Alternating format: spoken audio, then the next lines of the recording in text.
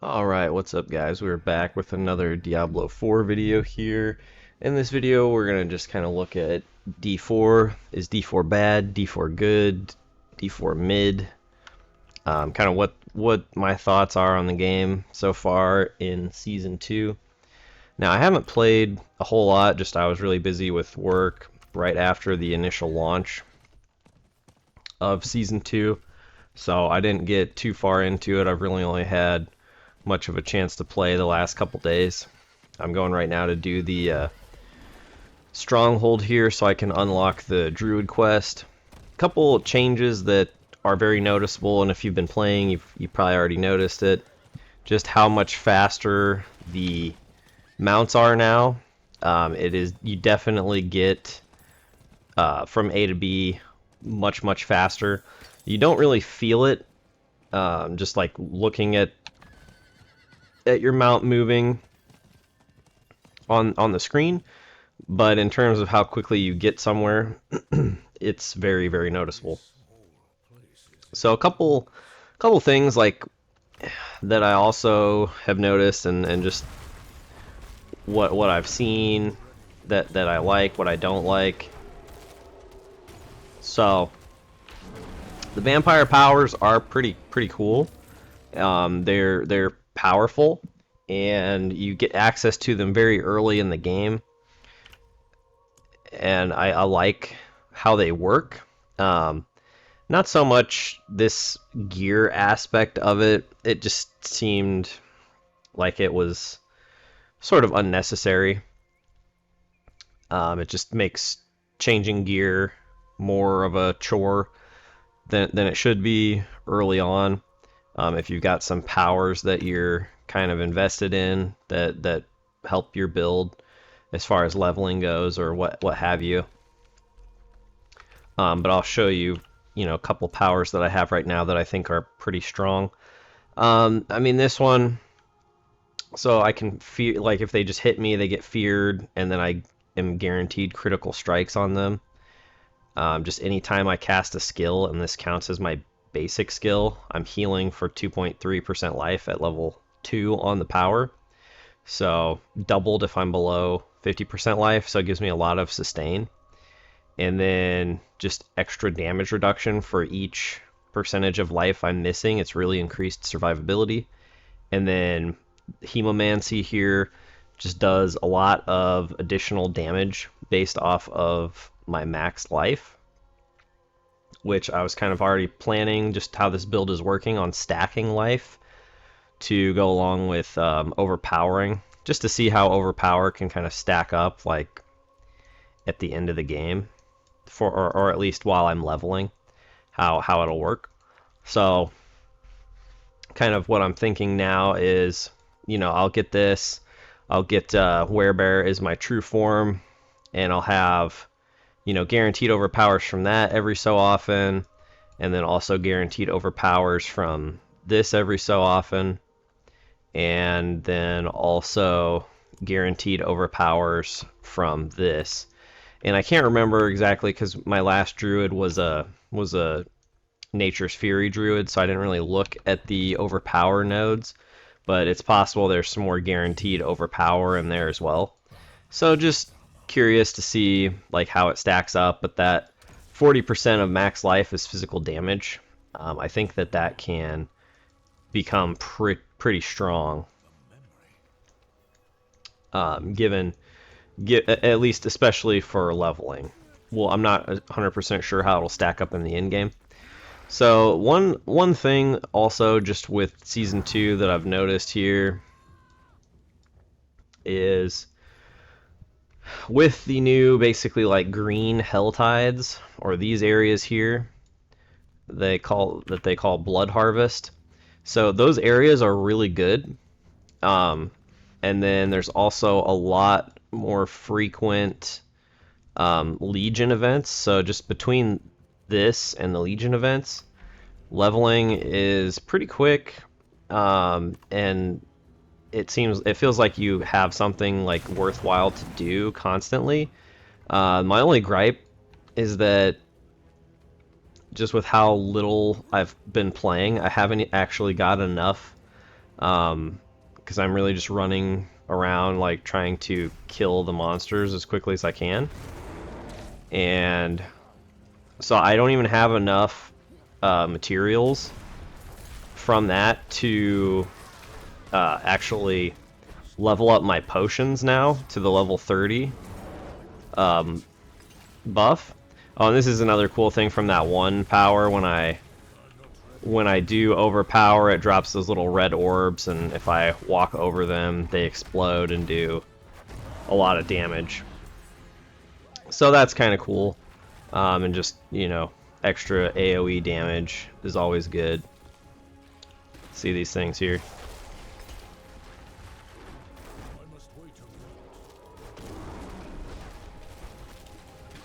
So yeah, I'll just kind of blow them up with those.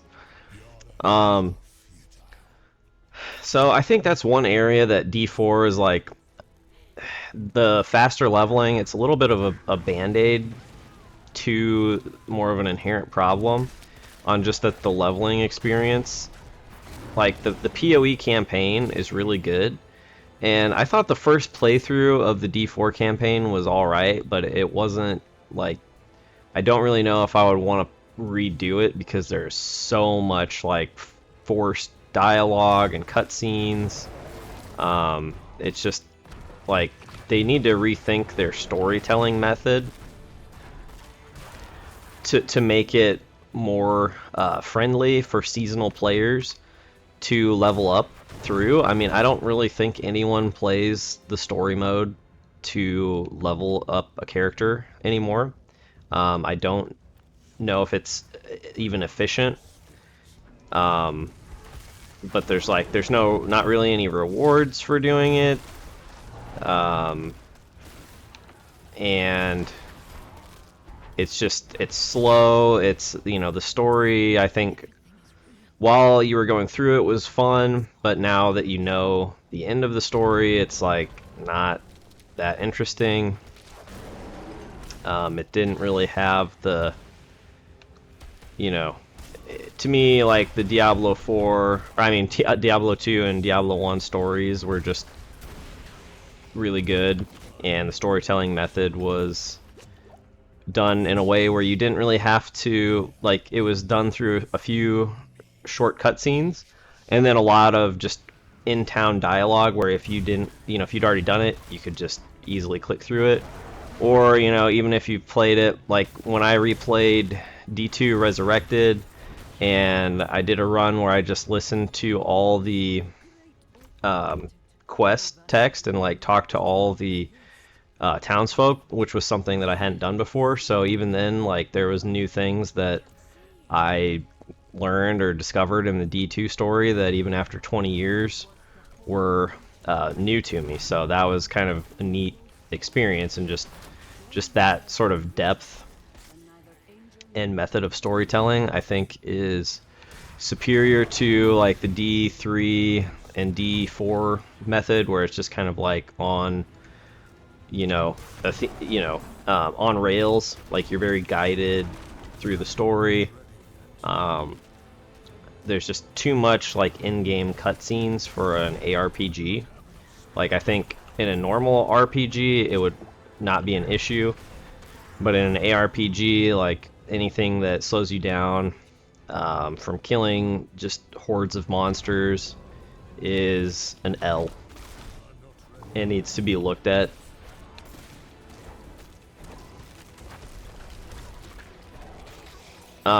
Couple other things I've noticed in the new season, that I thought that what they said was that we wouldn't have to do a renown anymore.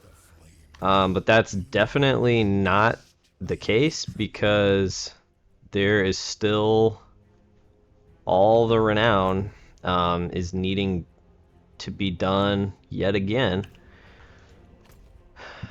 And it's just kind of, you know, like, why do I have to unlock all of these waypoints yet again for a third time, redo all the, you know, at least you don't have to do Lilith altars, but like, I have to redo all the side quests. It's mostly just like the waypoints. I can understand redoing strongholds and side dungeons. Um, I mean, I kind of get the side quests. I wish they were more of a benefit in terms of like gearing and XP. So it's like, you know, certain side quests should like give you some sort of like guaranteed loot drop. Like, so, hey, if I'm going to do this build on my first character or as a leveling build, like, these are the side quests I want to go do to, you know, and it's not like best in slot, but it's like got some guaranteed modifiers on it or something like that. Or you get a legendary power. Um, just as like a guaranteed way to get something like for a certain build. To me, that would just make it a little more interesting to do those. But like, I really don't want to run around the world map again and unlock all these waypoints. And even doing the strongholds, like,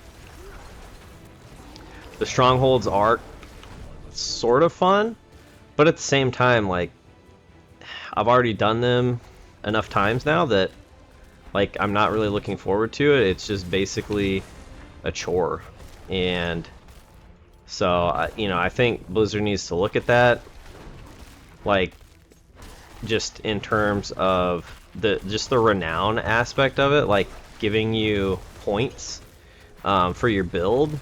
It's just annoying to have to redo it over and over again. Like, I think strongholds are good and they should be an option. In terms of like another guaranteed way to like get some sort of gear or something rewarding outside of like basically having a nerfed character because you haven't redone it at the start of each season. It's just a little frustrating. So, like if we look at this, so, you know, basically if you have all your Lilith altars and the majority of areas discovered, you'll instantly start off with the first two unlocked, but then you still need to get this, and then you need to get all the way up here to get your Paragon points. So you're basically playing with like a nerfed character until you do all that stuff. And it has like, it's like player power it's just locked behind a weird progression system that's not common in ARPGs. Like usually skill points or passive points, those are going to come through leveling your character, not just like completing side objectives, unless it's like actually a quest. So that's my thought on those. World bosses definitely seem much more beneficial and worthwhile to do, which is good because before they were kind of a joke. And at least doing it at a lower level in launch and season 1, it really seemed like I didn't get to actually do any until I was like more at the end of my character build. So they definitely seem to be more rewarding, and at least at the lower level, somewhat of a challenge. The resistance change is significantly better than what it used to be. So I'm assuming when you go into the higher world tiers, you're going to get negative resists, but resistances at least feel like not a complete waste of a skill slot on your gear now, which is good.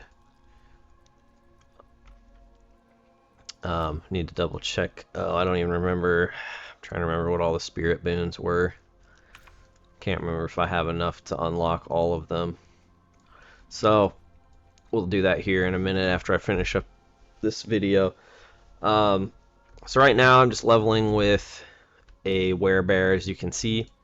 Planning to try some of the later gear, and it just sounds like there's still some balance issues with the classes at endgame. Hopefully they'll get that kind of ironed out. But right now, I mean, I would say D4 is in a better place than it was. but like even games like Last Epoch and Path of Exile, I think just the design philosophy behind them, it feels like you have a lot more character build options and choices. I just think the biggest issue with Diablo 4 is this whole idea of basic skills and core skills. It really kind of ruins the game because the whole like it feels bad, and only having 6 skill slots feels really bad, especially if one is a basic skill. And I mean, the ultimate skills are cool, but like they feel really powerful and good to use, but they have such long cooldowns, and you only have 6 skill slots, so you are very limited by your choices. If you have a basic skill and an ultimate skill, you only have 4 other skills that you can choose from. So, like, if you're a barbarian and you want to use war cries, that's like pretty much every other skill slot for you. So, if you have a basic skill and a core skill and an ultimate skill and you want to use war cries, like that's all of your skills.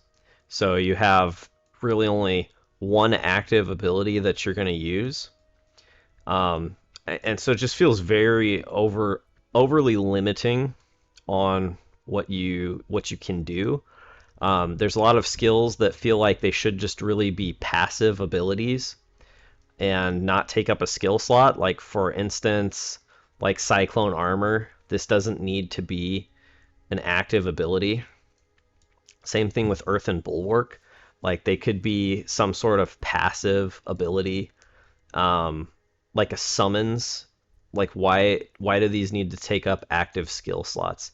Even Hurricane. I mean, if you look at D2, like typically your Hurricane lasted for several minutes at a time, so you really only needed to recast it, every so it was just like a cast and forget, and then like a couple minutes later cast it again before it runs out, or if it happens to run out, you just recast it. Like that doesn't need to take up a permanent slot on my skill bar. I could easily switch between another ability and that. Um, but at the end of the game, like these skills feel terrible to use at every point in the game, and I don't even know if like you could put all of your entire build into buffing these skills, and I don't even at that point I still don't even know if that would be worth it. Probably not. So if you look at this, like each point into the skill gives you a 2% damage increase. So you go from like 358 to 437 to 394 to 481. So that's very, very insignificant when compared to when you look at a skill like this, where, for example, you go from 1280, it's a 5% increase.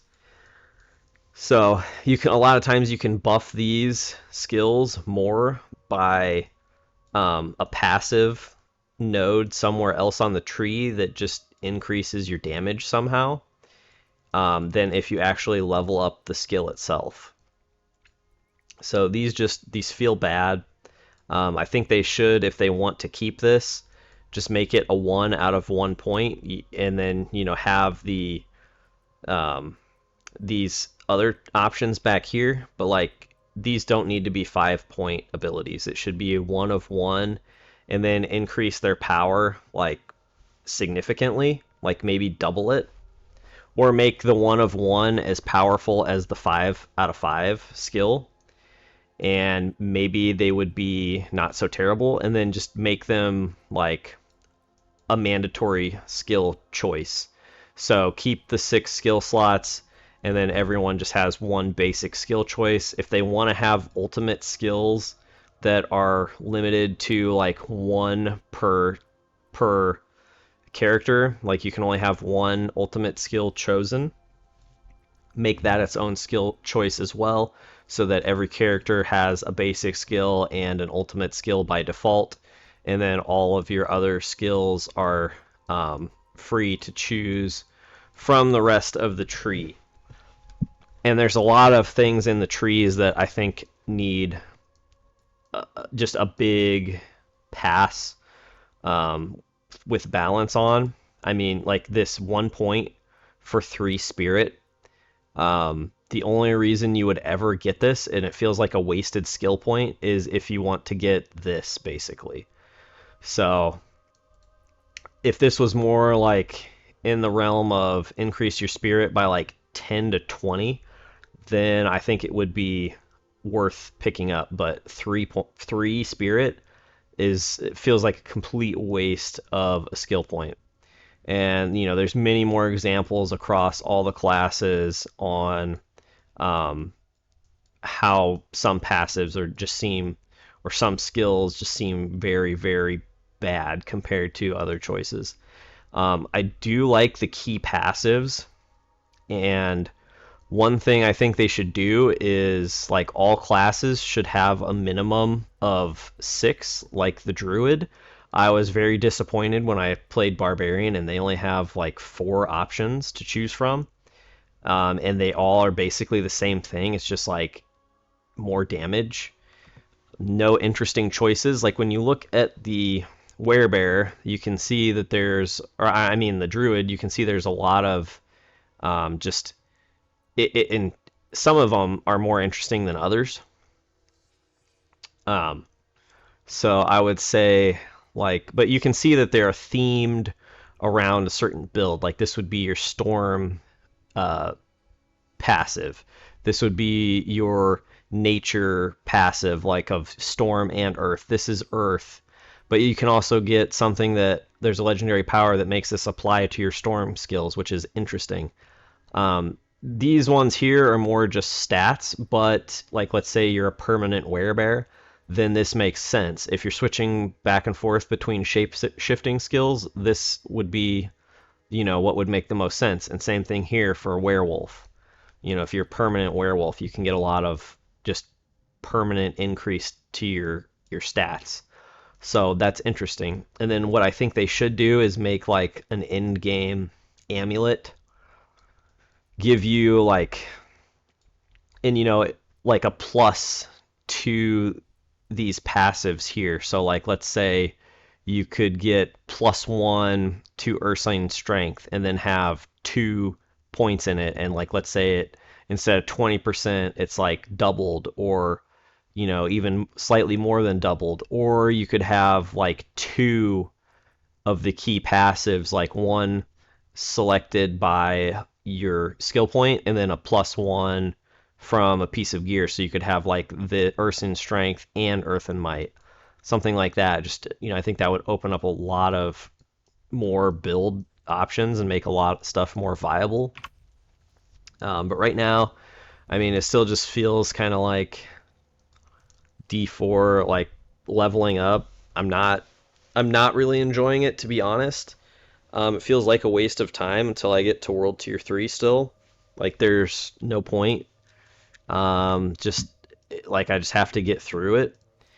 The character choices I make on the way to World Tier 3 seem unimportant aside from this vampiric power, like leveling these up. Feels like it will influence my character in the end game. Everything else doesn't. Like I can't do anything in terms of like anything in this skill tree. I can basically freely respec, which I don't have an issue with, but it just feels like none of the choices here matter. And Paragon, you don't even really have access to until World Tier 3, or when you hit level 50, which is basically when you're going to enter World Tier 3. So none of the choices until World Tier 3 feel meaningful. All of the gear still feels bad. Like the only thing that really I'm looking at on gear is how much of the pacts that it has, so I can maintain my vampiric powers. I don't really care if I have any jewels in my gear. Um, and yeah, I mean that's kind of where Diablo 4 is at right now. I think they really need to look at itemization. They really need to look at leveling 1 to 50. Feels bad. everything level 1 to 50 just doesn't feel good, and just making us go through it quicker is a band-aid to it. Like at least in Path of Exile, like you feel like you're working towards your, end game build as you're playing through the campaign and leveling, and then there's several like checks through the campaign where you get to kind of test your power. Um, I would say Avarius is a good example. Like there's several bosses where that you get like a good idea of the baseline for your character power at that point in the game, versus other builds, and there you feel those power spikes in Path of Exile, and then I also felt that in Last Epoch. I don't really feel any power spikes that are meaningful in Diablo 4. I mean, I found this, which gave me, and I had like the worst roll possible for the pulverize, which was just disappointing. Um, you know, I don't know why it needs to have such a wide range, and why it can be so bad. Like I think the range on some of these should be smaller, like maybe 125 to 150. So, like the max is still significantly better than the minimum, but like 90%, like that's feels like trash. Like I was almost more angry when I found this legendary power than excited, because I mean it's a good power for my build, and I was hoping to find it, and then when I did and it had this low of a roll, and it's so much worse than the top roll, it's just kind of frustrating. And then I found this, but I'm not using trample. I'm not using trample slide like this time around. So those are some of my complaints so far in the game. Um, Definitely an improvement, but still a lot of things that they need to take a look at, to if they really are, planning to make D4 compete with like PoE2, or even Last Epoch. I think if Last Epoch could figure out how to do like seasons and online play in a way that's competitive, it could be a contender. I mean, it at least had some interesting, fresh ideas in the game, even if it's not like, I think that it has some balance issues. Like there's some things that just seem clearly significantly better than others. Um, but the gearing in that game definitely seems very well thought out, and like itemization is very important. Diablo 4, like most almost everything that drops, like it's a chore to look at and figure out if it's worth equipping, and there's so many drops that eventually at some point, like I don't even want to look at them. I don't even care if they're upgrades or not. It's just such a chore to look through all of them.